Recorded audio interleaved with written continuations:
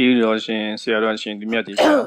cho nên nhà ta đã nói nè nó thằng ai chào sang anh nè có ra đặc biệt thao đâu nhà sẽ sẽ đông gut nè nào đó cũng là dân sĩ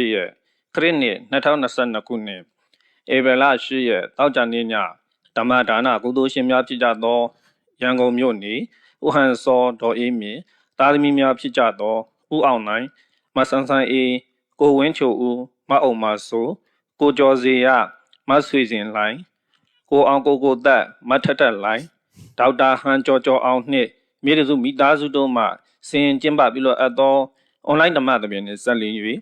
ကျေးတော်ရှင်ပါမောက္ခချုပ်ဆရာတော်ဘုရားကြီးမှာတရားဒေသနာတော်များဟောကြားချီးမြှင့်ပေးသနာတော်မူပါယံဘုရားပြီးတော့ခြေတော်သောဥခတ်၍ရိုသေစွာလျှောက်ထားပါသည်ဗျာ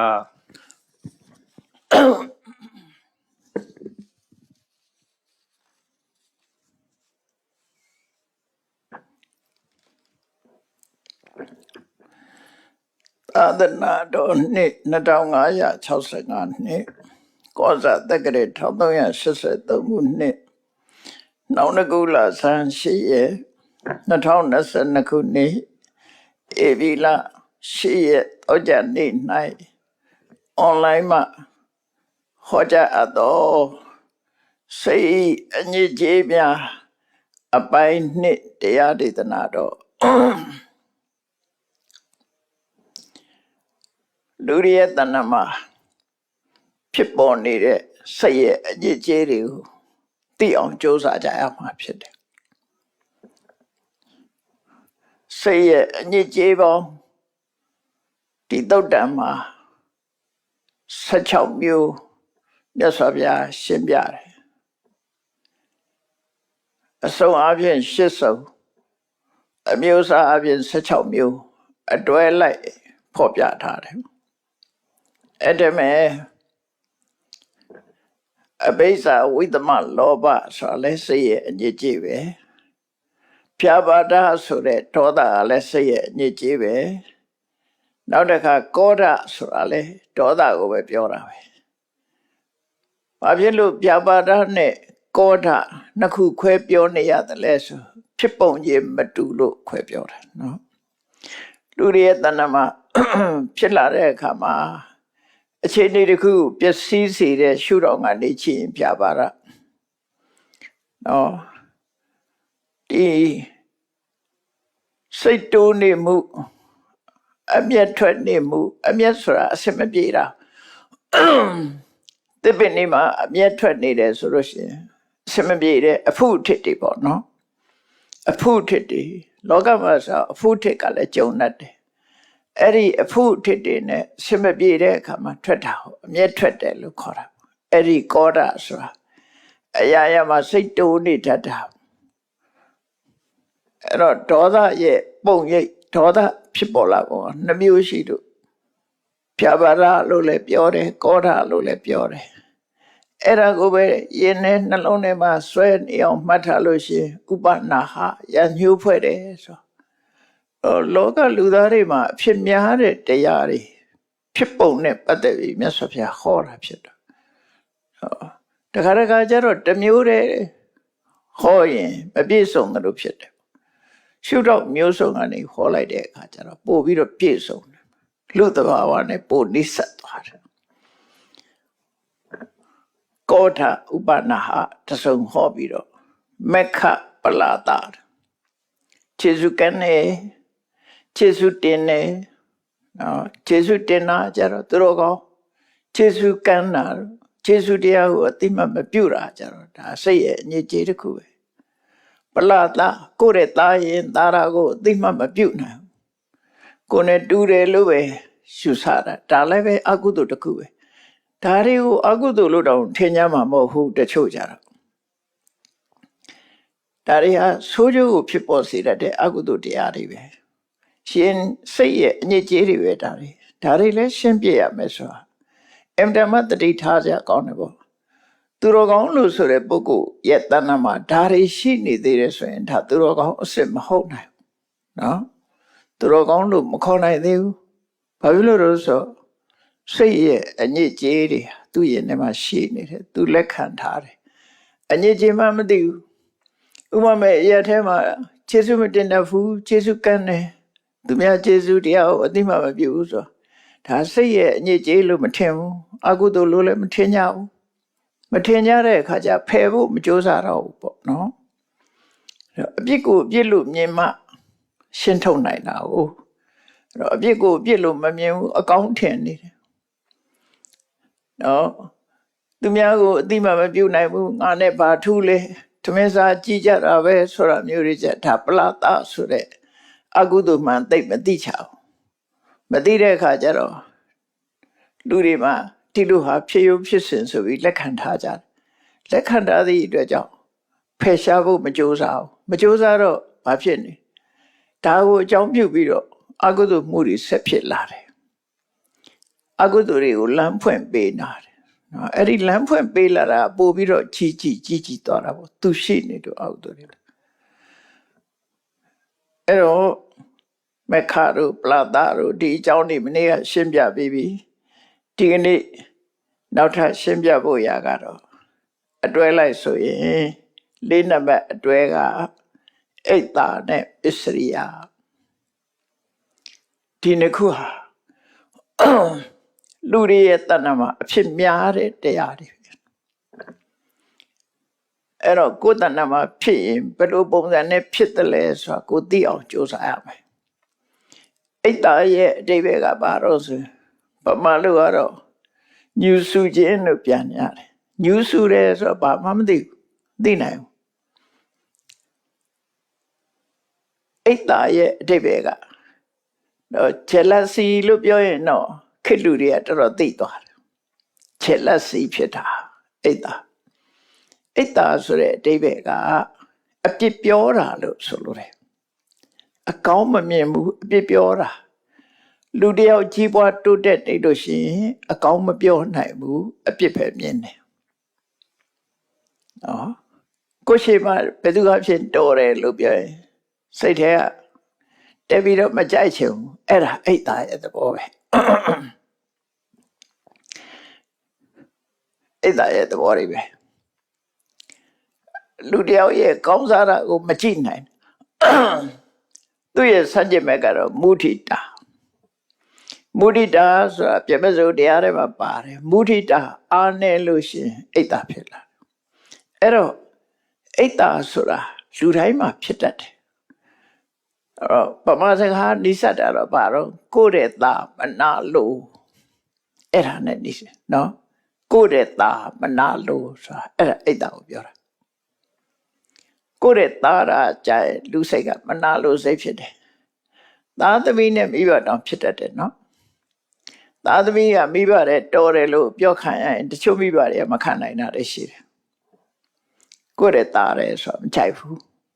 ကိုယ့်ရဲ့သားရင်တိမပြုတပည့်ကဆရာရဲ့သားရဲလို့ပြောလို့ရှိရင်ဆရာမကြိုက်ဘူးသူ့ရဲ့သားရာမဖြစ်အောင်ကိုယ့်ရဲ့သားရာဆိုမဖြစ်ချင်ဖြစ်တာလက်မခံနိုင်ဘူးအဲ့ဒါအိတ်တာလို့ခေါ်တယ်တူတယောက်ကြီးပွားတိုးတက်နေတယ်အတိမမပြုနိုင်ဘူးမနာလို့ဖြစ်တယ်အဲ့ဒါအိတ်တာတယ်မနာလို့ဆိုတာဘာပြောလဲအပြစ်ပြောတာအပြစ်ဖယ်ရှားတယ်အကောင်းမပြောနိုင်ဘူးဥပမာလူတယောက်ဟာစီးပွားရေးတိုးတက်တာတက်မှာပေါ့ဒီလူကဘယ်လိုကြလို့ပြောတော့တာပဲလေအပြစ်တစ်ခုပြောတော့တာအတိမမပြုနိုင်ဘူးသူကအဲ့ဒါအိတ်တာလို့ခေါ်တယ်အဲ့ဒီအိတ်တာဟာလွန်ဆိုးတယ်ပေါ့ဒီအိတ်တာကိုလည်းမဖြစ်စေသင့်ဘူးပေါ့ကိုယ့်ရဲ့တဏ္ဍာမှာသူကဖြစ်လို့ရှိရင်ဒေါသနဲ့တွဲဖြစ်တယ်သူနဲ့တွဲဖက်လာတာဒေါသပဲမခံကျင်တဲ့စိတ်တွေဖြစ်တာဒေါသတင်နေမှာသူတစ်ပါးကြီးပွားတာကိုမနာလို့မရှုစိတ်ဖြစ်လို့ရှိရင်အိတ်တာမစ္စရိယကြတော့ကိုကြီးပွားသလိုကိုအောင်မြင်ကြော်ကြားသလိုသူတစ်ပါးကိုအောင်မြင်ကြော်ကြားမှုမဖြစ်စေချင်တာမစ္စရိယအဲ့တော့အိတ်တာကသူများကောင်းစားတာကိုအပြစ်ပြောတာမစ္စရိယကကိုလိုမကောင်းစားစေချင်တာတဘာဝချင်းကွဲတယ်သူကနော် များသောအားဖြင့်မစ္စရိယဆိုရင်နှမျောတယ်လို့ပဲလူတွေကသိနေကြတယ်နှမျောတယ်ဆိုရင်လောဘနဲ့ရှင်တာမဟုတ်ဘူးသူကဒေါသနဲ့ရှင်တာဒေါသနဲ့တွဲလာတာသူအဲ့တော့ဆိုပါစို့ကိုဟာ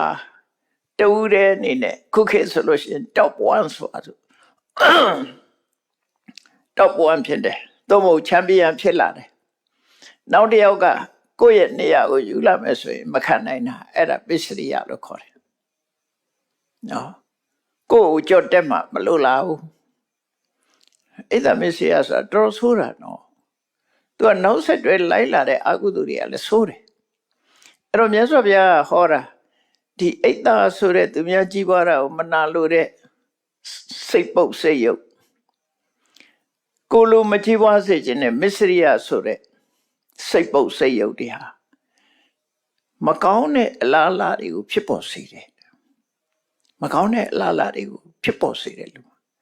အဲ့ဒါကြပိုလို့ပဲအပြစ်ချီသွားတယ်သူကပြစ်ဖြားခံလိုက်တာကြောက်ကြပါလိမ့်မယ်ကဘာမှလေတခါအာကစားရိမှာရှင်ပြိုင်လာတဲ့အခါမှာကိုယ့်ရဲ့တာရတုပေါ်တော့မယ်ကိုယ်ကကဘာချန်ပီယံဆိုတာဖြစ်နေတယ်ကိုယ့်ရဲ့တာမဲ့လူပေါ်လာလို့ရှိရင်မခံနိုင်တာမခံနိုင်တော့ဘာလို့တော့တခါတော့ကအမေရိကမှာလို့ထင်တယ်စကိတ်စီပြိုင်ပွဲချန်ပီယံအမျိုးသမီး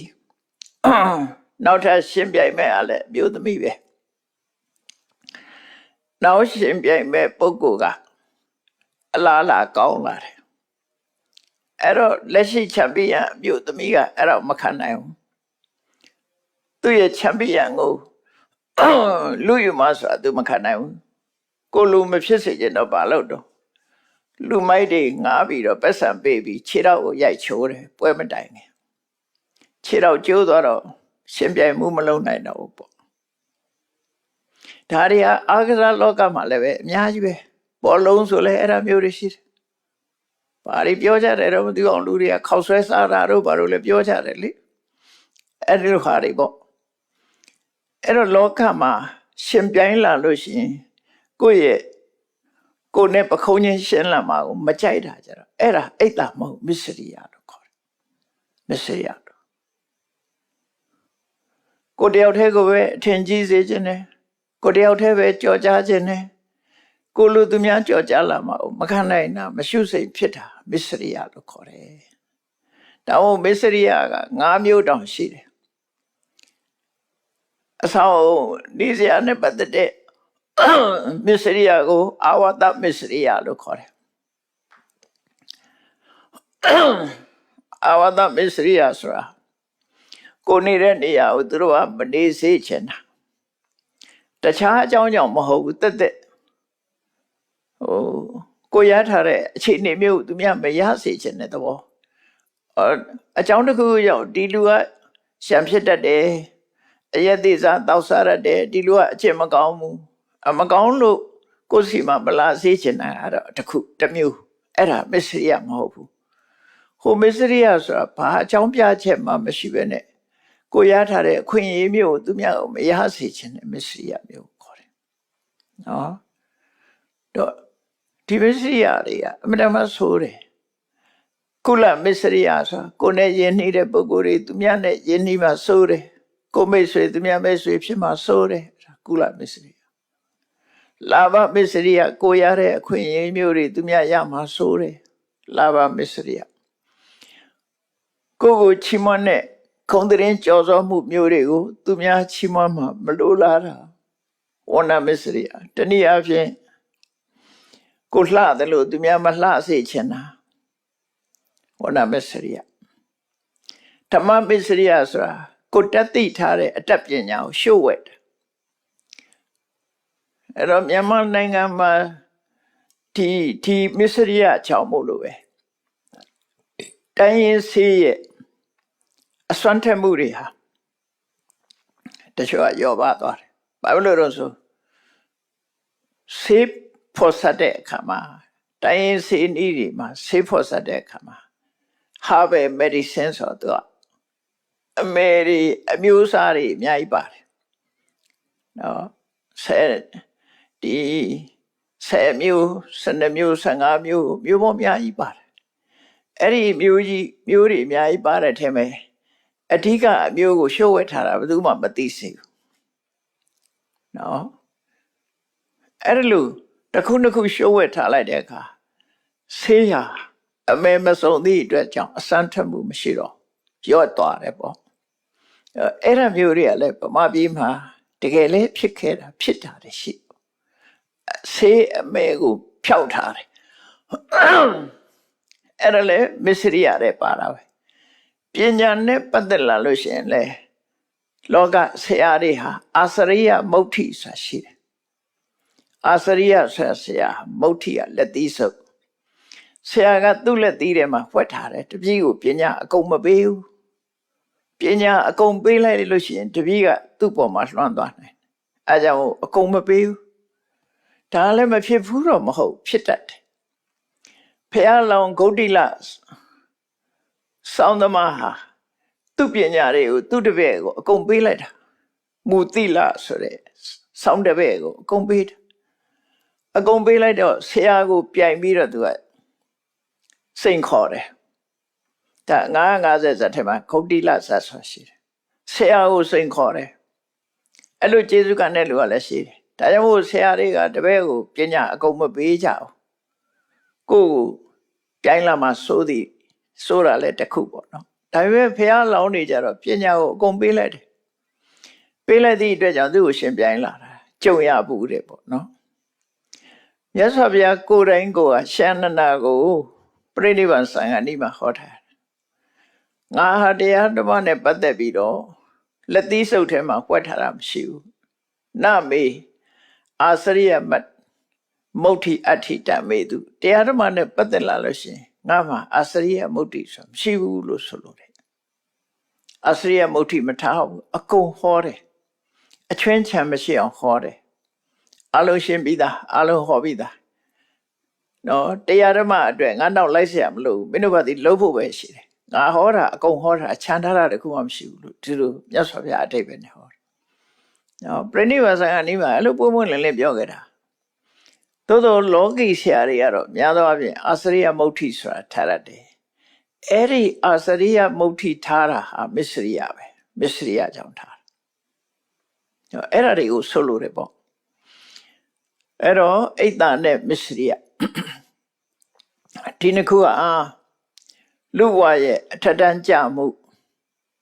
စိတ်ဓာတ်ရဲ့ဖြူစင်မှုတွေကိုညစ်သေးစေတတ်တဲ့အကုသိုလ်အညစ်အကြေးတွေဒါလည်းဖြစ်တယ်စိတ်ရဲ့အညစ်အကြေးတွေဖြစ်တယ်ဒါကြောင့်အိတ်တာဆိုတဲ့သူတော်ဘာကြည်ပွားတာကိုမနာလို့မရှုစိတ်မဖြစ်ဖက်နဲ့မုဒိတာတရားပွားနိုင်အောင်ကြိုးစားရမယ်နော်မှန်ကန်တဲ့နှလုံးနဲ့တရားမယ်သူကြိုးစားလို့သူတော်တာသူရဲ့ပါရမီပါလို့သူတော်တာငါရဲ့သားလဲငါဘာမှမနာလို့ဖြစ်เสียမလို့လူဆိုတာကြိုးစားတဲ့ပုဂ္ဂိုလ်ကံရှိတဲ့ပုဂ္ဂိုလ်ကရတာပဲလို့ဒီလိုမှန်ကန်တဲ့အမြင်နဲ့ကိုယ့်ရဲ့နေမှာဖြစ်တဲ့အိတ်တာဖယ်ရှားပြရမယ်အဲ့လိုဖယ်ရှားလိုက်ရင်လည်းပျောက်သွားတာပဲမစ္စရိယဆိုတာကိုရထားတဲ့အခွင့်အရေးတစ်ခုဆုပ်ကိုင်မထားနဲ့သူကြိုးစားလဲသူရနိုင်တာပဲအလုံးဟာကောင်းတဲ့အခြေအနေတွေကိုလူတိုင်းရပါစေဆိုတဲ့မေတ္တာထားနိုင်ဖို့လိုတယ်မေတ္တာထားရင်ခြုံချချက်ထားမယ်ဆိုရင်မစ္စရိယတရားကိုဖယ်ရှားလို့ရသွားတယ်လောကကြီးမှာတရားမင်းကြီးကမြတ်စွာဘုရားကိုမေးလျှောက်ဖူးတယ်လောကလူတွေဟာဒီညင်ညင်ညွတ်ညွတ်နဲ့အတူတကွပျော်ပျော်ရွှင်ရွှင်လက်တွဲပြီးတော့ဘာလို့မနေနိုင်ကြတာလဲဘာလို့လောကကြီးမှာလူတွေဟာအငင်းခုန်ဖြစ်နေကြတာလဲဆိုမြတ်စွာဘုရားဟောတယ်အိတ်တမစ္စရိယအကြောင်းနဲ့လောကမှာညီညွတ်ရေးကိုဖျက်ဆီးနေတာလဲအိတ်တမစ္စရိယပဲညီညွတ်ရေးမဖြစ်နိုင်တာအိတ်တမစ္စရိယနော်တယောက်ကောင်းစားရင်တယောက်ကမကြည့်နိုင်ဘူးကိုကောင်းစားလို့သူများကိုမကောင်းစားစေချင်ဘူးအဲ့ဒီစိတ်ပုတ်စိတ်ယုတ်စိတ်ရဲ့အညစ်အကြေးတွေကြောင့်လူလောကကြီးကတောက်ပခြင်းထင်ရှားခြင်းစိတ်ဓာတ်တွေ ကောင်းမွန်ခြင်းဆိုမရနိုင်ဘူးဒါကြောင့်ဒီအဆိုတရားနှစ်ပါးကိုလည်းပဲသိရမယ်မသိထားဘူးဆိုရင်ဒီအိတ်သားကိုအကြောင်းပြုပြီးတော့အကုသိုလ်တွေလုပ်တယ်မစ္စရိယကိုအကြောင်းပြုပြီးတော့အကုသိုလ်ဒုစရိုက်တွေအကုန်ဖြစ်လာတယ်ဒါကြောင့်မို့လို့မြတ်စွာဘုရားကစိတ်တွေတန်ကိလေထိဒုက္ခတိပါတိကံခါတယ်ဒီစိတ်ရဲ့အညစ်အကြေးနဲ့အညစ်အကြေးရှိနေပြီဟောဒီကိုယ့်ရဲ့စိတ်မှာအိတ်သားဆိုတဲ့အညစ်အကြေးကတ်နေပြီမစ္စရိယဆိုတဲ့အညစ်အကြေးကတ်နေပြီဆိုလို့ရှိရင်တွေးသမျှလည်းအကောင်းမဖြစ်ဘူးပြောသမျှလည်းအကောင်းမဖြစ်ဘူးလုပ်သမျှလည်းအကောင်းမဖြစ်ဘူးသိရင်လည်းကောင်းရဖို့မရောက်နိုင်ဘူးလို့သူတို့ပြောတာနော်ထိတိသနာအဲ့ဒါကိုဆိုလို့တယ်အကောင်းဖြစ်မလာနိုင်ဘူးအိတ်တမစ္စရိယကိုဖယ်နိုင်မှသာလဲစိတ်တွေအတန်ကိလေထိအဲ့ဒီစိတ်ရဲ့အညစ်အကြေးတွေကင်းသွားပြီဆိုမှသာလျှင်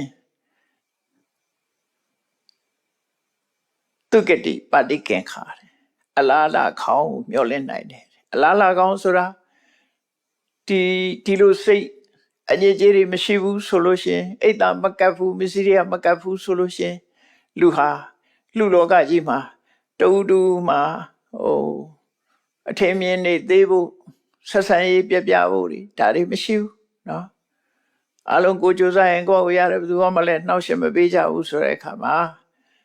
ဒီတရားနှစ်ခုကင်းစင်လိုက်တာနဲ့တွေးတာလည်းကောင်းတယ်ပြောကြတာလည်းအကောင်းပဲလုပ်ကြတာလည်းအကောင်းပဲသိရင်လည်းကောင်းရပုံရောက်မယ်ဒီစိတ်နှစ်ခုကင်းသွားလို့ရှင်ဒီအညစ်အကြေးနှစ်ခုဖယ်လိုက်လို့ရှင်ကင်းသွားနိုင်တယ်အဲ့ဒါကိုမြတ်စွာဘုရားဟောတာအိတ်တာမစ္စရိယတဲ့အဲ့တော့စိတ်ရဲ့အညစ်အကြေးဆိုတာဒါတည်းမကဘူးမာယာတဲ့တာထေးရတဲ့လူရဲ့စိတ်ဟာတော်တော်ထူးဆန်းတယ်နော်မာယာဒီစကားလုံးကဗမာတွေအသိများပါတယ်မာယာဆိုမူရမာယာများတယ်တို့သုံးတဲ့စကားလုံးတွေမှာမာယာမိမမာယာတဲကိုပြာဆိုမာယာဆိုမိမမှာရှိတာမဟုတ်ပါဘူးမျိုးသမီးတွေမှာရှိတာမဟုတ်အလုံးမှာရှိတာမာယာရဲ့အဓိပ္ပာယ်ကိုနားလည်အောင်မာယာဆိုတာဘာခေါ်တာတုံးဆိုဒီတုတ်ကိုဖွင့်တဲ့ထက္ကရာဆရာကတော့ဝေဇနိကစရိယဖုဒမာယာတဲ့လှည့်စားတဲ့သဘောရှိနေတာကတစ်မျိုးတစ်ဖက်သားကိုထင်စေချင်တာကတစ်မျိုးအရှိကိုဖုံးကွယ်ချင်တာ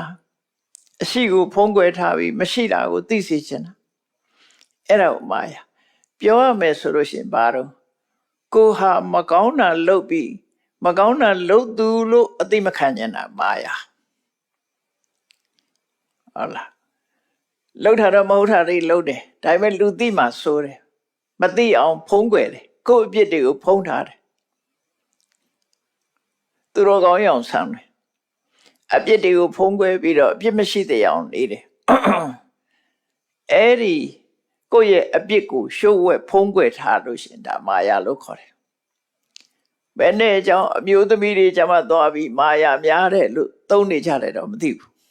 နော်မာယာဆိုဒီမှာရှိနေတဲ့အပြစ်ကိုဖုံးကွယ်တာလူမသိစေချင်တာအဲ့ဒါမာယာပဲနော်လူသိမှဆိုတာမသိရအောင်ဖုံးကွယ်တာအဲ့ဒါမာယာလို့ခေါ်တယ်လှည့်စားခြင်းပဲတဲ့အဓိပ္ပာယ်ကတော့သူကအဓိပ္ပာယ်ကောက်တဲ့အခါကျတော့တဏှာကိုပဲကောက်တယ်ဘာလို့လဲဆိုတော့ကိုဒီမရှိတဲ့ခုံတစ်ခုအရှိလုပ်ချင်ကိုလူအထင်သေးမှမလို့လားလူထင်သေးသွားမှာမဖြစ်စေချင်မတရားတဲ့နီးနဲ့လူတွေကကိုမှာထင်ကြီးနေစေချင်တာအဲ့ဒါဖြောက်မှတ်တဲ့စိတ်မဟုတ်ဘူးတဲ့နော်အဲ့တော့ကိုယ်မှာဒါမျိုးရှိသလားကိုယ်မှာဒါမျိုးရှိရင်မရှိအောင်ကြိုးစားလိုက်ပါဒါအဆိုလို့တဲ့မြတ်စွာဘုရားဒါစိတ်ရဲ့အညစ်အကြေးတစ်ခုပဲတဲ့မာယာဆိုတာအဲ့တော့ကိုယ့်အဖြစ်ကိုလိုက်ပြီးတော့အရတကလှည့်ပြောရမှာလားဒီလိုမဟုတ်ပါဘူးဟမ်းမဆောင်ပါနဲ့ကိုယ့်အဖြစ်ကိုအပြစ်သိပြီးနောက်ထပ်မလုပ်ဖို့ကအရေးကြီးပါတယ်နော်ကိုယ့်အဖြစ်ကိုဖုံးကွယ်ပြီးတော့တကယ်လူကောင်းအောင်မဆောင်ပါနဲ့လို့ဆိုလို့တယ်ဟုတ်တယ်ငါဒါတွေမှားတယ် ဒီမှားတဲ့အရက်တွေကိုသူများပြောခြင်းပြောမပြောခြင်းတွေငါမှားတယ်သို့မဟုတ်ကိုယ်ဆရာမိဘလေးစားရတဲ့ပုဂ္ဂိုလ်တွေငါဒါတွေမှားတယ်နောက်ထပ်ငါထပ်ဒီလိုမဖြစ်အောင်နေမယ်ဒီစိတ်မျိုးကတော့မမွေးတော့ဘူးဆိုရင်ဒါလွတ်တယ်အဲ့လိုပဲလုပ်ရမှာအဲ့တော့ကိုယ့်အပြစ်ကိုဖုံးမထားဘဲနဲ့လူတကာလှည့်ပြီးတော့သတင်းစာတွေကထည့်ပြီးကျုပ်ကခိုးဘူးကူရတဲ့တွေပါပြောဖို့မလိုပါဘူးအဲ့လိုပြောတာမဟုတ်ဘူးเนาะကိုဟာမဟုတ်တာလုပ်ရင်ကိုသိရမယ်ကိုလှည့်စားမနေနဲ့လို့ပြောတယ်ကိုသိပြီးရင်နောက်ထပ်မလုပ်နဲ့ဒါတော့မကောင်းဘူးငါလှုပ်ဖူးတယ်ဒါမကောင်းတဲ့ဟာဖြစ်တယ်နောက်ဘယ်တော့မှမလှုပ်ဖူးဆိုတဲ့တဏှိဋ္ဌာန်ချဖို့ပဲလိုအပ်တယ်ပေါ့လူတကာလိုက်ပြီးအသိပေးဖို့ပြောတာမဟုတ်ဘူးเนาะကိုရဲ့ဒီအပြစ်ကိုခုနလိုလူအထင်သေးမှဆိုလို့ဖုံးကွယ်တာမျိုးတော့မလုပ်ရဘူးလို့သူတို့ဆိုလို့တယ်ပေါ့အဲ့ဒါဆိုရင်ဟန်ဆောင်ပန်းဆောင်ဖြစ်သွားတော့မာယာဖြစ်သွားတယ်နောက်တစ်ခုကတာထေးရတယ်တာထေးရဆိုတာစာပေကတော့ကောက်ကျစ်ဆင်းလဲတယ်အဲ့ဘယ်လိုပြောမလို့ကောက်ကျစ်တယ်ဆိုတာပါဆင်းလဲတယ်ဆိုတာပါကောက်ကျစ်တယ်ဆိုတာသူကမယိုးဖြောင်ခြင်းတစ်မျိုးပဲသူ့ကိုကေရာတိကပါဝေနာကောက်ကျစ်တယ်ဆိုတာမဟုတ်တာကိုအဟုတ်လုပ်တတ်တယ်ခုနကအပြစ်ကိုဖုံးတာအခုကကျတော့မဟုတ်တာကိုအဟုတ်လုပ်ပြောတယ်မရှိတာကိုရှိလုပ်တယ်ကိုမကောင်းတာကိုအကောင်းလုပ်တယ်ကိုမရှိတဲ့ခုံတွေကိုထုတ်ဖော်ကြွားတယ်ကိုကဘွဲမရဘဲနဲ့ဘွဲရတယ်ဟုတ်တယ်အရေးချင်းမရှိဘဲနဲ့အရေးချင်းရှိတယ်တို့အဲ့ဒါလို့ခုနတုန်းကအပြစ်ကိုမာယာကအပြစ်ကိုဖုံးကွယ်တာတာထေးရဆိုတာမရှိတာကိုရှိလုပ်တာသူတို့တစ်ခုဟာအဲ့တော့မရှိတာကိုရှိလုပ်တယ်ဆိုတာကောက်ချစ်တယ်သဘောကိုဆိုလို့တယ်ပေါ့အဲ့ဒါကောက်ချစ်တယ်မယိုးဖြောင်မှုပေါ့မရှိရင်မရှိတဲ့တိုင်းနေပေါ့ဥပမာပတ်စံမချမ်းသာပဲနဲ့ပတ်စံချမ်းသာတယ်လို့ထင်စေချင်တာနော်တထေးမဟုတ်ပဲနဲ့တထေးလို့ထင်စေချင်တာဟိတ်ဆောင်ဟွမ်းဆောင်လုပ်ပြီးတော့လူထဲမှာစကားတွေရိုက်ကြတာလည်းရှိပါတယ်လေနော်ပတ်စံမရှိတဲ့တထေးအောင်ဆောင်တာတို့ပါတို့ဒါမျိုးတွေပေါ့ဟန်ဆောင်မှုတွေအလုံးကိုတာထေးရလို့ခေါ်တယ်မာယာတာထေးရဒီနှစ်ခုလုံးဟာအကောင်းဘက်ကိုဘယ်တော့မှမရောက်စေဘူးအဆိုးဘက်ကိုရောက်သွားစေတယ်အကျင့်လည်းပြည့်စေတယ်သိလို့ရှိရင်လည်းမကောင်းတဲ့ဘုံရောက်စေနိုင်တယ်ဒါမှမဟုတ်သူတို့စိတ်ရဲ့ညစ်ကြေးလို့ခေါ်တယ်အဲ့တော့ရိုးဖြောင်းမှုပဲကြိုးစားရမယ်ကိုမရှိတဲ့ကုံနဲ့အရှိမလုံးနဲ့ကျိုးစင်းစင်းပဲနေရမယ်အဲ့တော့တာထေးရကင်းစင်ရအဲ့တော့တာထေးရကိုဥပမာပေးထားတာရှိတယ်ကောက်ချစ်တယ်ဆိုလို့တော့ကောက်ချစ်တယ်ဆိုတာသူကတပိုင်းမှန်မမှန်တာနဲ့ကောက်ချစ်တာမျိုးရှိသေးတယ်သူကအကုန်လုံးတော့အဆိုးကြီးမဟုတ်ပဲနဲ့စာပေကျမ်းကနေမှသူ့ကောက်ချစ်ပုံကောက်ချစ်နေရဘယ်လိုတော့လို့ဆိုရင်အာယတနာပစ္စာဆိုတဲ့ငါးအကြောင်းကိုရေးထားတာရှိတယ်နော်ဒီငါးကပမာလိုနာမည်တော့မရှိဘူးပါဠိလိုအာယတနာပစ္စာအာယတနာငါးလို့ခေါ်တယ်အဲ့ဒီငါးကခေါင်းကမွေခေါင်းအမီးကြတော့ငါမီးမွေခေါင်းနဲ့ငါမီးနော်မွေနဲ့တူတဲ့ခေါင်းရှိပြီးတော့ငါးနဲ့တူတဲ့အမီးပါတဲ့ငါးကိုအာယတနာပစ္စာလို့ခေါ်တယ်ငါးဆိုတာလည်းအများကြီးပဲလေပမာရီတောင်းနာမည်ပေးထားတာငလူငလဲတို့ဘာတို့နော်ငပုတ်တင်တို့ငချီတို့ဒါနာမည်တွေပေးထားတာပေါ့ဒီအာယတနာပစ္စာဆိုရင်ငါခေါင်းကြည့်လိုက်ရင်မွေလို့ထင်ရတယ်အမီးကြည့်လိုက်ရင်တော့ငါလို့ထင်ရတယ်တော့နှမျိုးထင်ရတယ်ငါအဲ့ဒီငါကဘယ်လိုကောက်ချစ်တုံးလို့ဆိုရင်ငါနဲ့တွေ့လို့ရှိရင်ခေါင်းဖွက်ထားပြီးတော့အမီးလေးရမ်းပြတယ်ငါလည်းမင်းတို့လိုငါပါပဲဆိုတော့ပြမွေတွေနဲ့တွေ့တဲ့အခါကျတော့အမီးကိုဖွက်ထားပြီးခေါင်းလေးထောင်ပြတယ်ငါလည်းမွေပဲဆိုပြီးတော့အဲ့တော့ကောက်ချစ်တယ်ဆိုတဲ့လူကအဲ့ဒီတိုင်းပဲတဲ့ နော်အထင်ရောက်အောင်လုပ်ပြတယ်လို့ဆိုသူမွေးမိုးပဲနဲ့မွေးလုပ်ပြတယ်ပညာမတတ်ဘဲနဲ့ပညာတတ်လို့လုပ်ပြတယ်ငါမဟုတ်ပဲနဲ့ငါလုပ်ပြတယ်အဲ့ဒါကိုကောက်ချက်တယ်လို့ခေါ်တယ်ဒါတာထေးရလို့ခေါ်တယ်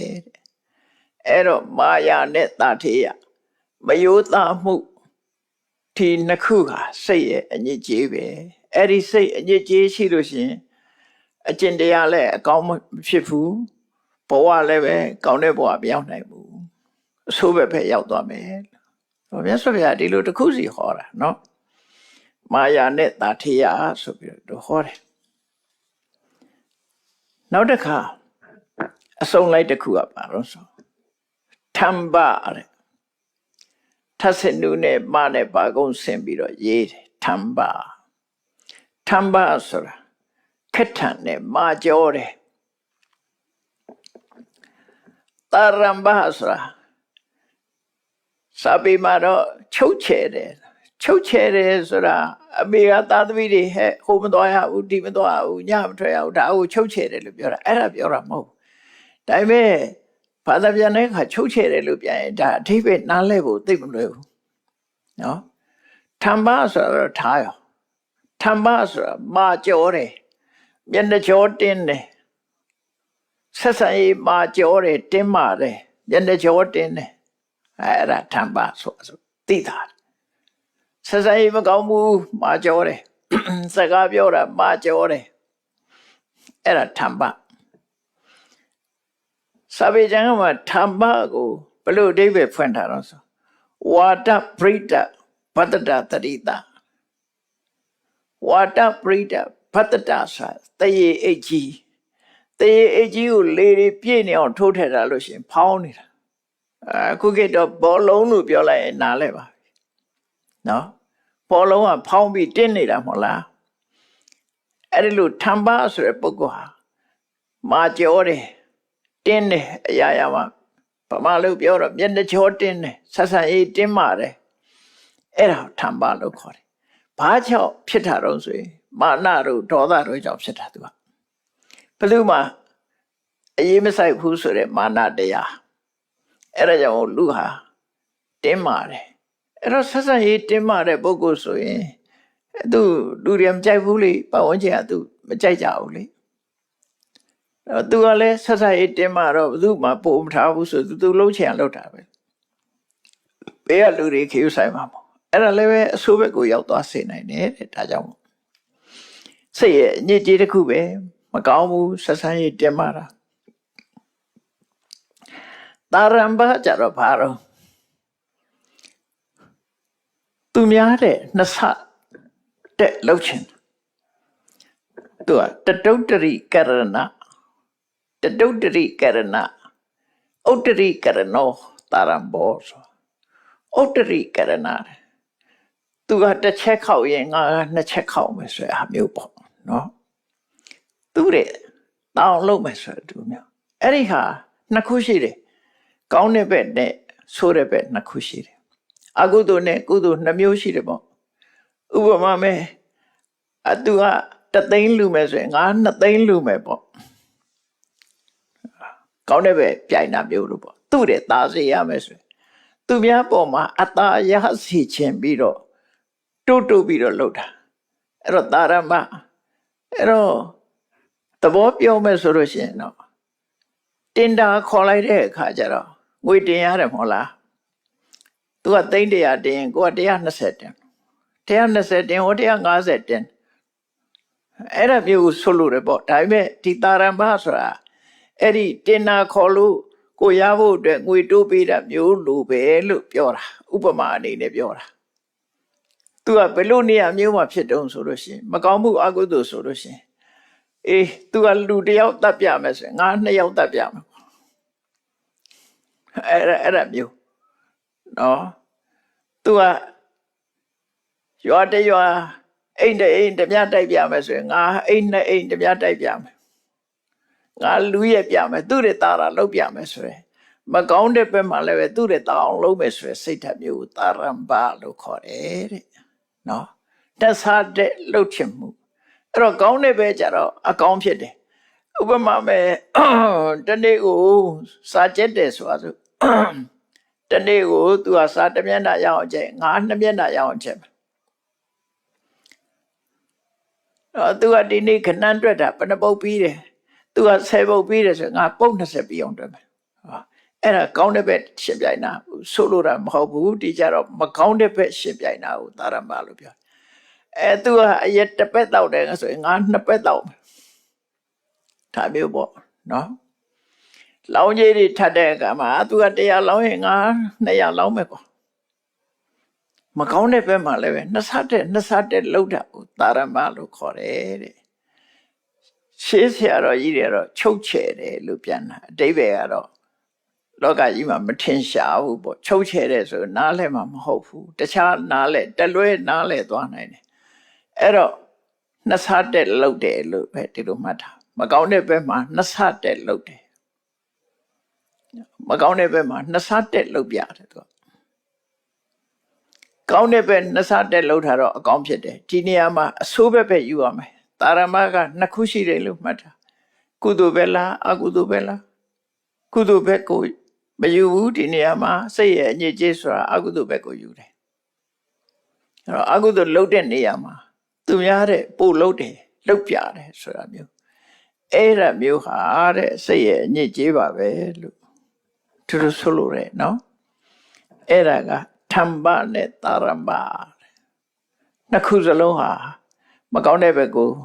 ဥလှည့်ပြီးတော့သွားတယ်လို့စိတ်ရဲ့အညစ်အကြေးဒါကိုယ့်ရင်ထဲမှာကိုယ်စိတ်ထဲမှာဒါမျိုးတွေပေါ်နေတယ်ဆိုမဖြစ်အောင်ကြိုးစားရမှာဖြစ်တယ်နောက်တစ်ခုကတော့မာနနဲ့အတိမာနမာနဆိုတာထင်မြင်ယူဆခြင်းထင်မြင်အထင်အမြင်အတိမာနဆိုတာအလွန်ထင်မြင်နှစ်ခုရှိတယ်ဘာတွေနဲ့ပတ်သက်ပြီးထင်တော့ဆိုပညာနဲ့ပတ်သက်လာလို့ရှိရင်ငါမှီတဲ့လူမရှိဘူး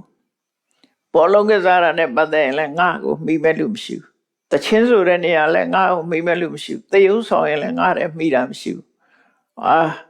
ရုပ်ရှင်ရိုက်တဲ့အခါလည်းငါမှီတဲ့လူမရှိဘူးဇလန်းကောင်းအောင်တီးထွင်နေတာလည်းငါမှီတဲ့လူမရှိဘူးဆိုအဲ့ဒါလူကိုယ့်ဘောမှာအထင်ကြီးမှုပမာဏအဲ့ဗမာစကားမှာမာနဆိုတာလည်းရှိနေတာဖြစ်တော့အဲ့ဒီအဓိပ္ပာယ်ပါပဲနော်ကိုထင်ကြီးလုံးအတိမာနဆိုတာပို့ပြီးတော့ဖြစ်တဲ့ပို့ဖြစ်တာမျိုးမာနအတိမာနနှစ်ခုစလုံးဟာအဆိုးဘက်ကို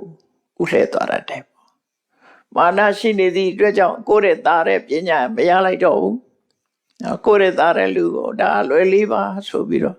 ကိုယ့်ရဲ့သားတဲ့လူကိုတိမမပြုတ်နိုင်သည့်အတွက်ကြောင့်ကိုယ့်ဟာကိုယ်အကောင်းမဲ့ထင်နေသည့်အတွက်ကြောင့်အသိပညာမရလိုက်ဘူးဆုံးရှုံးနိုင်တယ်အတိမာနအလွန်ကြီးလွန်းသည့်အတွက်ကြောင့်အမှန်ကိုမသိနိုင်တော့ဘူးအဲဒါကြောင့်မို့မာနတို့အတိမာနတို့ဆိုတာမဖြစ်သင့်ဘူးတဲ့ဖျားအလောင်း50ထဲမှာဒီလိုပဲမာနဆိုတာရှိတယ်ပိစိကဗုဒ္ဓတပါးကသူစီကြွလာတယ်ကြွလာတော့ပိစိကဗုဒ္ဓကိုကြည့်ပြီးသူ့လောင်းမတော်ဘူးလို့ထင်တယ်နော်ပိစိကဗုဒ္ဓကိုသူ့လောင်းမတော်ဘူးလို့ထင်တယ်မာနမချပဲနဲ့သူကသာတတ်သိတယ်ပိစိကဗုဒ္ဓကိုအလေးမပေးဘူးသူကပိစိကဗုဒ္ဓဟောတဲ့တရားကိုမဆိုင်နောက်ဆုံးမှာပိစိကဗုဒ္ဓကကောင်းကင်ပြန်ကြွသွားတဲ့အခါမှသူကအံ့ဩထိတ်လန့်သွားတယ်သူကကောင်းကင်မပြန်နိုင်ဘူးပိစိကဗုဒ္ဓကကောင်းကင်ပြန်ပြလိုက်အဲ့ဒီကြတော့မှငါမာနကြီးမိတာမှားလိုက်တာဆိုဖြစ်သွားတယ်ဆံကိုကြောင်းပြုတ်ပြီးလို့ထင်တယ်အဲ့ဒီမှာမာနတွေဖြစ်နေသူသာအသာဆုံးဆိုတဲ့အဓိပ္ပာယ်မျိုးအဲ့တော့မာနတရားရှိမယ်ဆိုရင်ရသရလိုက်တဲ့ပညာလည်းမရဘူးဆုံးရှုံးတယ်နောက်ဆုံးမှာတကယ်သူတော်ကောင်းတွေကိုပြမှားမိတတ်တယ်မာနတရားနဲ့အဲ့ဒါဆိုရင်ဆိုးကျိုးတွေဖြစ်ပေါ်လာစေတာဒါကြောင့်မို့မာနနဲ့အတိမာနဒီတရားနှစ်ခုဟာလည်းပဲဒီဆိုးကျိုးကိုဖြစ်ပေါ်စေတတ်တယ်လို့ဒါစိတ်ရဲ့အညစ်အကြေးပဲလို့သူတို့ဆိုလိုတာပေါ့နော်နောက်နှစ်ခုကတော့မထနဲ့ပမာဒမထဆိုတာရှင်းမှုခြင်းလို့အဓိပ္ပာယ်ရတယ်ရှ ရှင်မှုတယ်ဆိုတာကိုရှိတဲ့အနေထားပေါ်မှာရှင်မှုနေတာရှင်မှုတယ်ဆိုတာ तू ကကိုဟာကိုပဲအကောင်းလို့ပဲထင်တာပဲကိုပဲပြည့်စုံနေတယ်ကိုလုံးနေတာပဲကိုရှိတဲ့အနေထားလေးတွေကိုပဲ तू ကဒါလေးနဲ့ရှင်းနေပြီးရှင်မှုနေတာဟိုလိုတန်တုတ်ထီကိုဟာလေးနဲ့တန်တော်သားတို့ဒီလိုဟာကိုပြောတာမဟုတ်ဘူးနော်ကိုဟာကိုတည်းရှင်မှုနေတာရှင်မှုတယ်ဆိုတာအမှန်ကန်ကိုမသိတာပြောမယ်ဆိုရင်အယက်မှုနေရင်အမှန်မသိဘူးအဲ့ဒါလိုပဲ तू ကလည်းပဲရှင်မှုနေခြင်းမထတနည်းအားဖြင့်မထဆိုတာယူသွတ်ခြင်းပဲခုခေတ်ပြောရင် crazy ပေါ့ crazy ဖြစ်တာယူသွတ်မှုတွေအမျိုးဆုံးရှိတယ်လေသူများတဲ့လွန်ကဲပြီးတော့ဖြစ်နေတဲ့အနေထားကိုမထမတက်ခဏကာရောမတော်လို့ဒီလောက်ပဲဖွင့်နေ तू ကနော်ကာမဂုဏ်အာယုန်တွေထဲမှာပျော်ပြီးတော့သူကိုယ်သူမသေးတော့ဘူးလို့နော်ဒါထာဝရလို့စိတ်ထဲမှာရှင်မှုမေ့လျော့ပြီးတော့နေတာအဲ့ဒါမထလို့ခေါ်တယ်အယူတယောက်ဟာမစင်နဲ့ရွှေနဲ့မီမစင်နဲ့ကောင်းတဲ့အရာမခွဲခြားတော့မစင်ကိုပဲ तू ကအကောင်းထင်ပြီးတော့ရမှုနေတယ်သူရထားတဲ့အနေထားတစ်ခုအမိုက်ပုံကိုပဲအမိုက်ပုံထဲမှာ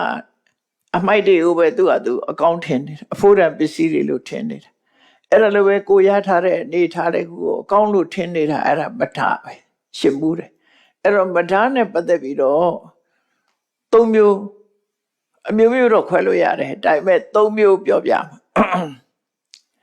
၃မျိုးပြောပြမယ်မထဆိုနံပါတ်၁ကရှုပနမထရှုပနဆိုတာကိုဘဝဟာငယ်သေးတယ်နုပြိုနေတယ်နုပြိုနေတဲ့ပုဂ္ဂိုလ်ကလည်းပဲမှန်ရစ်တယ်ငါလုံနိုင်တယ်ငါဘာမစိုးလုံနိုင်တယ်ဆိုရအထင်ရောက်တယ်နောက်တစ်ခါကျမ်းမာနေတဲ့ပုဂ္ဂိုလ်ကလည်းပဲငါကျမ်းမာတယ်ဆိုပြီးတော့ရှင်မှုတတ်တယ်အဲ့ဒါအာရောချမထလို့ခေါ်တယ်အာရောချမထအသက်ရှည်တဲ့ပုဂ္ဂိုလ်ကလည်းသူအသက်ရှည်မှုကိုအကြောင်းပြုပြီးတော့သူမသေးတော့မလို့စိတ်ထဲမှာရစ်မှုတတ်တယ်အဲ့ဒါစီဝိတမထလို့ခေါ်တယ်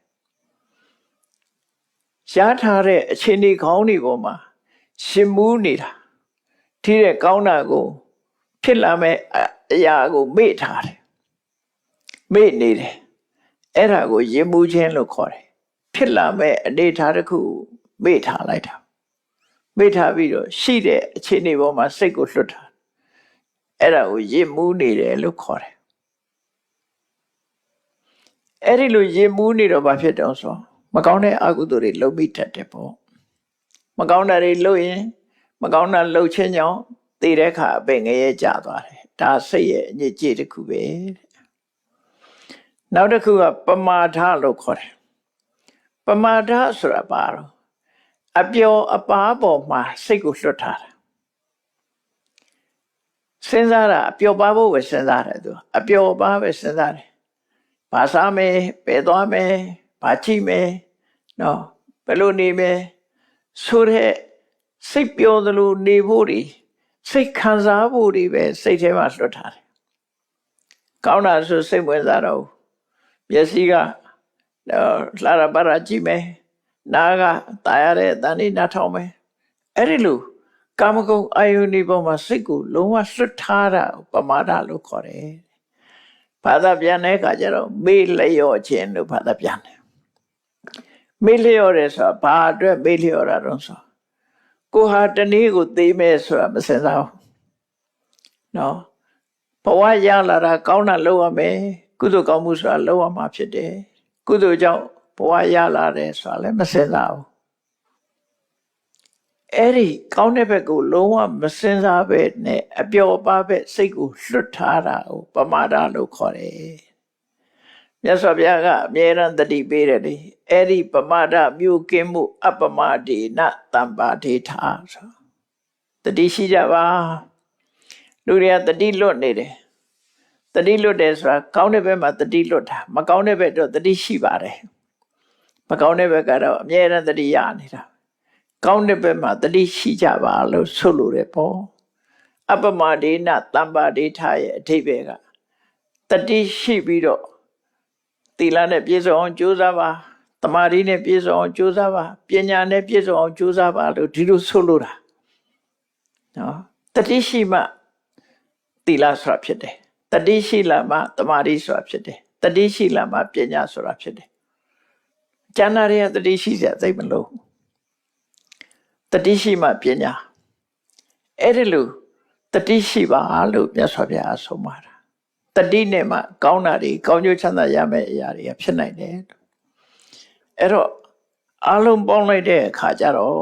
စိတ်ရဲ့အညစ်အကြေးပေါင်း16မျိုးတဲ့အဲ့16မျိုးကိုပြန်ပြောကြည့်အောင်ဘာဖြစ်လို့လဲဆိုကိုယ်ရင်နဲ့နှလုံးထဲမှာကိုယ်တဏ္ဍမှာဘာတွေရှိသလဲဘာတွေဖြစ်ခဲ့သလဲသိအောင်နံပါတ်1ကအဘိဇ္ဇဝိသမလောဘသူနဲ့တွဲဘက်ကဖြာပါတာအဘိဇ္ဇဝိသမလောဘနဲ့ဖြာပါတာဒါပထမအတွဲဒုတိယအတွဲကကောဋနဲ့ဥပါနာဟတတိယအတွဲကမက္ခပလာတစတုထအတွဲကမာယာအိတ်တာနဲ့မစ္စရိယစတုထအတွဲကအိတ်တာမစ္စရိယပိစမအတွဲကမာယာတာထေယသတ္ထအတွဲကထမ္ပတာရမ္ပဟောတတ္တမအတွဲက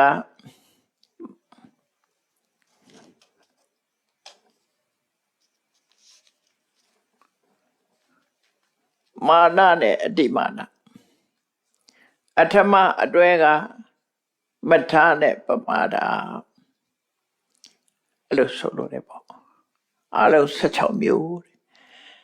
အဲ့ဒီ16မျိုးကိုစိတ်ရဲ့အညစ်အကြေးလို့မြတ်စွာဘုရားဟောပါတယ်ဒါဖြင့်ဒီစိတ်အညစ်အကြေးတွေသိပြီးရင်ဘာလို့မှတော့နောက်ထပ်ဆက်ဟောတယ်မြတ်စွာဘုရား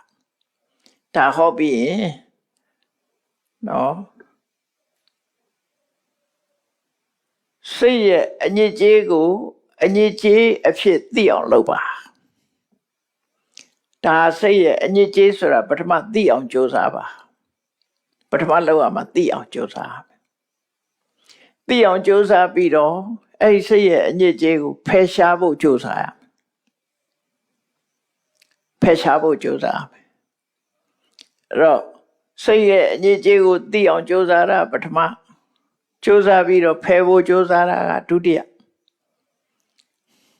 အဲ့လိုဆိုလို့လည်းပေါ့ဒါကြောင့်မို့စိတ်တတဥပကိလေသောတိဝိဒိတဝါဣတိဝိဒိတဝါဥပကိလေစိတ်တတဥပကိလေသံပစဟတိဖယ်ရှားတယ်အဲ့တော့ဖယ်ရှားတယ်ဆိုတဲ့အခါမှာဘာနဲ့ဖယ်ရှားမလဲဒီသုတ်တံမှာမြတ်စွာဘုရားဘာနဲ့ဖယ်ရှားဆိုတဲ့တရားကိုတော့ဖော်မပြဘူးသိအောင်လုပ်ပဲသိပြီးရင်ဖယ်ရှားပြရမယ်ဒါလေးပဲဟောထားတယ်သို့တော့ဒါကိုအထက်ကထာကရှင်းပြတဲ့အခါမှာဟုတ်ပြီဒါကိုသိအောင်လုပ်တာဝိပဿနာဉာဏ်နဲ့သိအောင်လုပ်တယ်တမန်အဖြစ်မသိဘူးလေလောဘဖြစ်ရင်ဖြစ်တယ်လို့သိရမယ်အဘိဇ္ဇဝိသမလောဘဖြစ်ရင်ဖြစ်တယ်လို့သိရမယ်ပြာပါဒဖြစ်လိုက်ရင်ဖြစ်တယ်လို့သိရမယ်မာနဖြစ်ရင်ဖြစ်တယ်သိရမယ်အိတ်တမစ္စရိယဖြစ်ရင်ဖြစ်တယ်သိရမယ်အဲ့ဒီသိလာပြီးတဲ့အခါမှာဖယ်ရှားတဲ့ဤဟာနံပါတ်1အလွယ်ဆုံးကယောနိသောမနတိကာရတဲ့မှန်ကန်စွာတွေးတောခြင်းဖြင့်လည်းဖယ်ရှားလို့ရတယ်ဒါခဏဖယ်တာခဏဖယ်လိုက်တာမှန်ကန်စွာတွေးတောခြင်းဖြင့်လည်းဖယ်ရှားနိုင်တယ်သမထတရားကျင့်ပြီးတော့လည်းဖယ်ရှားနိုင်တယ်တမာရိယအောင်ကျင့်ပြီးတော့လည်းဖယ်ရှားလို့ရတယ်ဝိပဿနာတရားအထုတ်ပြီးတော့လည်းဖယ်ရှားလို့ရတယ်တမာတိနဲ့ဖယ်ရှားတာကြတော့ဝိက္ခပနာလို့ခေါ်တယ်ခွာထားလိုက်တာခွာထားလိုက်ဆိုတာအပြီးမဟုတ်ဘူးကိုယ်စိတ်ထဲမှာကပ်မနေအောင်ခိတ္တဖယ်ထားတဲ့သဘောဘာနဲ့ဥပမာတူတော့ဆိုရင်ရှေးပြင်းပေါ်မှာမှော်တွေဖုံးနေတဲ့ဆိုလို့ရှိရင်ရေခတ်သွားတဲ့ပုဂ္ဂိုလ်တယောက်ကအဲ့ဒီမှော်တွေကိုလက်နဲ့ရက်ပြီးတော့ဖယ်လိုက်တယ်ဖယ်လိုက်တဲ့အခါရေတွေးတယ်အဲ့ဒီရေလေးကိုခတ်ယူတယ်အဲ့ဒါမျိုးလို့ပဲဖယ်လိုက်တဲ့ဆိုတာမှော်တွေကိုဘေးကိုရက်ပလိုက်ထားလိုက်လို့ အပိဓာတ်ဖယ်တာမဟုတ်အဲ့ဒါကိုဝိက္ခပနာလို့ခေါ်တယ်တမာတိနဲ့ဖယ်လိုက်မယ်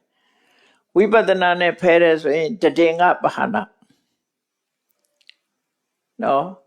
မာနကိုဖယ်ခြင်းမာနဆိုတာမကောင်းဘူးမာနရဲ့သဘောကပါပဲဆိုတာကိုစဉ်းကျင်စဉ်းစားကြည့်လိုက်လို့ရှိရင်တတင်ကအဖြစ်ပဲတော့ပျောက်သွားတယ်သူက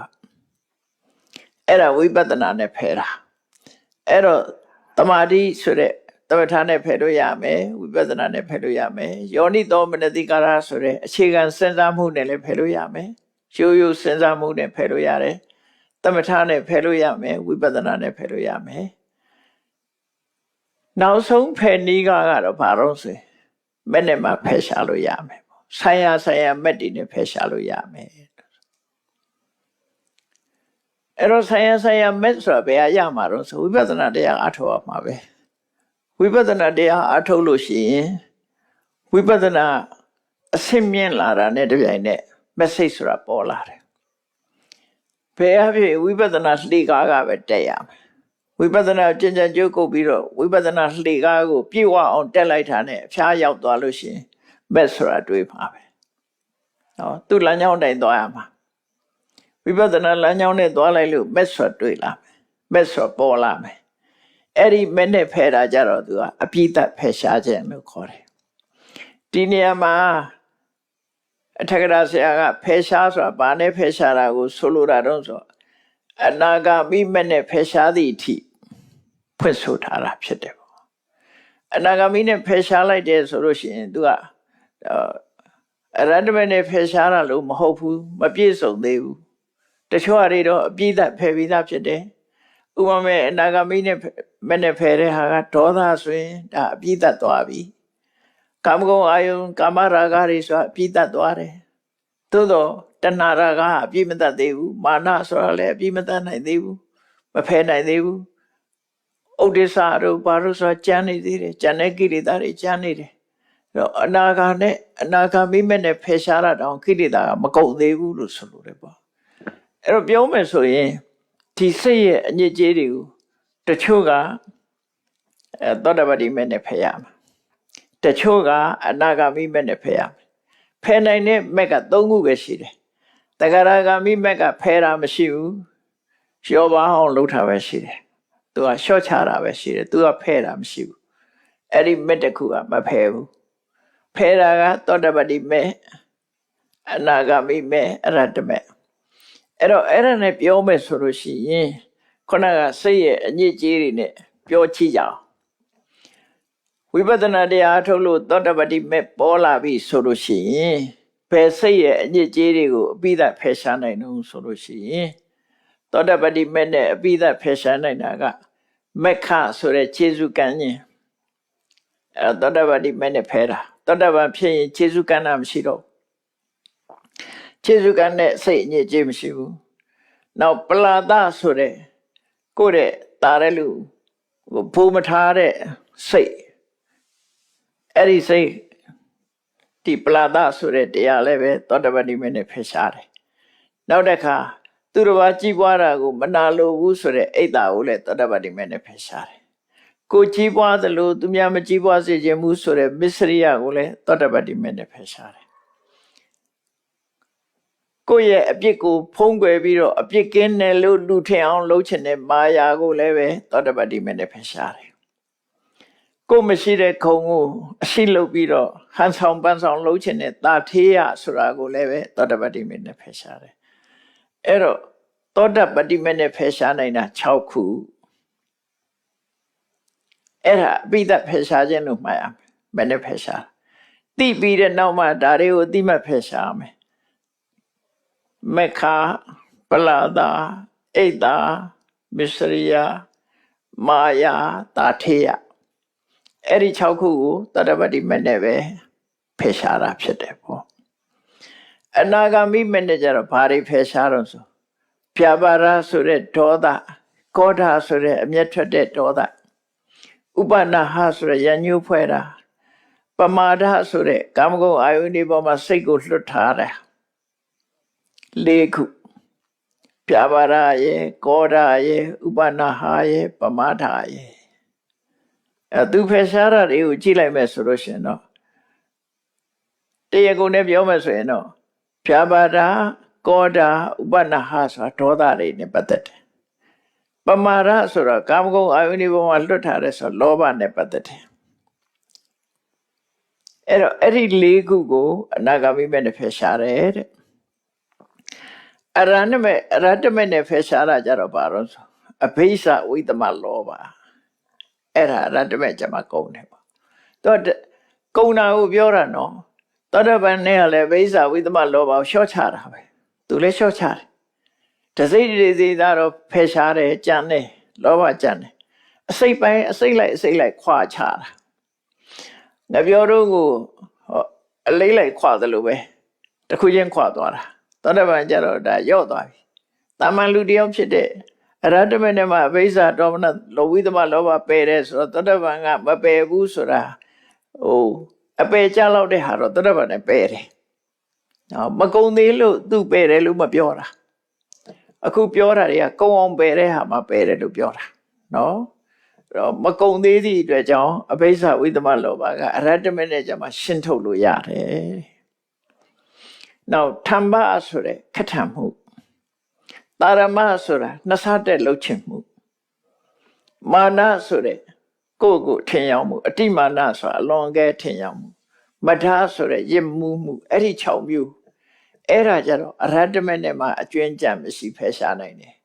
သောတာပတိမေနဲ့တချို့ဖယ်တယ်သဂရအနာဂါမိမေနဲ့တချို့ဖယ်တယ်အရဟတမေကျမှကုန်တယ်လို့သူတို့ဆိုလိုတယ်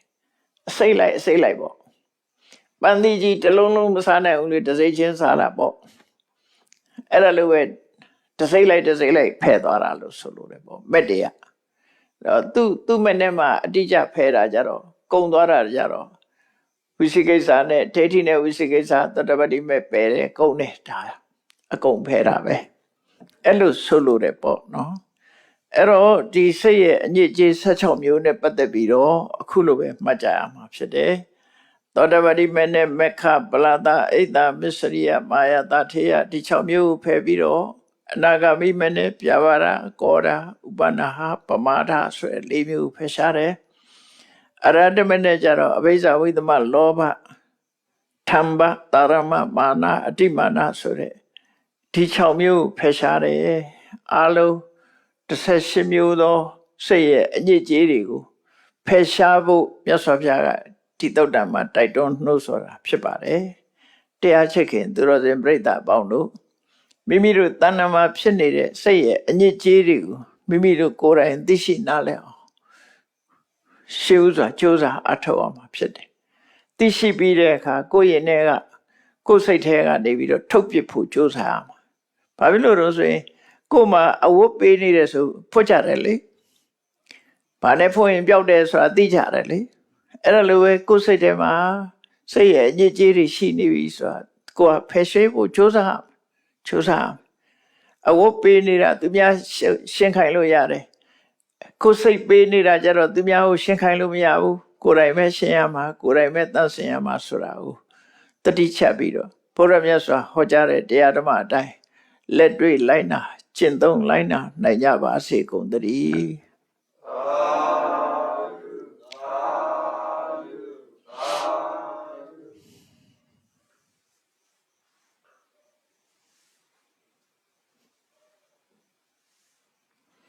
ရှိသက်ချအရှင်ဖေယဖေယတပိတော်တို့သည်